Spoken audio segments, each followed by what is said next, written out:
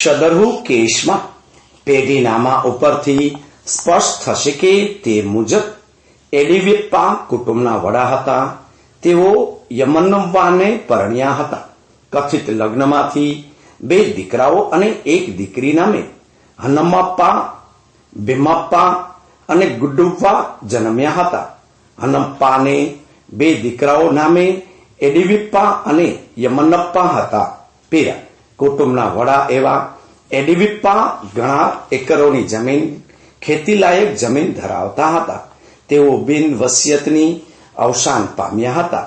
એડિવેપ્પા અને હનમ્મપ્પાના અવસાન બાદ હનમ્મપ્પાના 2 દીકરાઓ તેમજ તેમના કાકા ભીમપ્પા અને ફોઈ ગુડ્ડુવ્વા વચ્ચે વિવાદ શરૂ થયો હતો. વિવાદો ખેતીલાયક જમીનમાં તેમની પૈકીના પ્રત્યેક વડે ધરાયેલા હિસ્સાઓની માલિકી અને વિસ્તારના સંબંધમાં હતો. પેરા એડિવેપ્પા અને યમનપ્પા કાઉન્સમાં હાલના અપીલકર્તાઓ કાઉન્સપુરો AOS નંબર 85/2001 વાળો દાવો ભીમપ્પા અને ગુડ્ડુવ્વા હાલના બચાવકર્તાઓની વિરુદ્ધ દાખલ કર્યો હતો અને પરિશિષ્ટ B, C અને D માં વર્ણવેલ દાવાવાળી મિલકતોમાં સંબંધમાં જાહેરાત અને વિભાજનની દાદ માંગી હતી. પેરા દાવાના પરિશિષ્ટ B અને C વાળી મિલકતોના સંબંધમાં એવી જાહેરાત માંગવામાં આવી હતી કે આ મિલકતોને વાદી પોતાની સ્વપાર્જિત મિલકતો જાહેર કરવામાં આવી છે.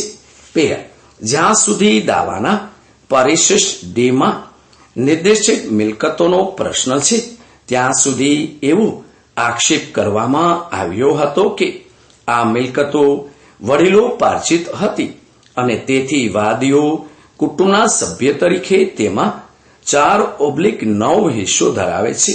આક્ષેપ કરવામાં આવ્યો હતો કે કારણ કે જ્યાં સુધી કુટુંબના સભ્યોની વચ્ચે હદ અને માપણીથી વિભાજન થયેલ નથી તેનો પ્રશ્ન છે ત્યાં સુધી વિભાજનની દાદ માટે દાવો દાખલ કરવામાં આવ્યો હતો. પેરા બચાવ કરતા પ્રતિવાદીઓએ વાદીઓના દાવાનો ઇનકાર કર્યો હતો અને તેમાં જણાવ્યું હતું કે પરિશિષ્ટ B, C અને D ની બનેલી આખી દાવાવાળી મિલકતો વડીલોપાર્જિત મિલકતો હતી. આક્ષેપ કરવામાં આવ્યો હતો કે હનમ્મપ્પાની હયાતી દરમિયાન આખી દાવાવાળી મિલકતો પરિશિષ્ટ B, C અને D ના સંબંધમાં તારીખ 28/10/1993 ના રોજ કુટુંબના સભ્યો વચ્ચે એક મૌખિક વિભાજન થયું હતું કે જેના અનુસંધાનમાં કુટુંબના તમામ સભ્યોને તેમના સંબંધિત હિસ્સાઓના કબજામાં મૂકવામાં આવ્યા હતા.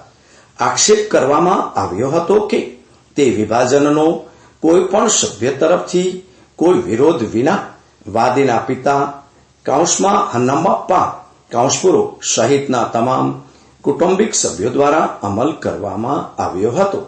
આ તે પક્ષ નિવેદનો છે કે જેના આધારે બચાવકર્તાઓએ જણાવ્યું હતું કે વાદીઓનો દાવો ગેરસમજપૂર્વકનો હતો. પેરા ટ્રાયલ કોર્ટે મુદ્દાઓ ઘડ્યા હતા અને પક્ષકારોએ તેમના પુરાવા રજૂ કર્યા હતા. તારીખ 15/7/2006 ના ચુકાદા / હુકમનામા વડે ટ્રાયલ કોર્ટે દાવો રદ કર્યો હતો.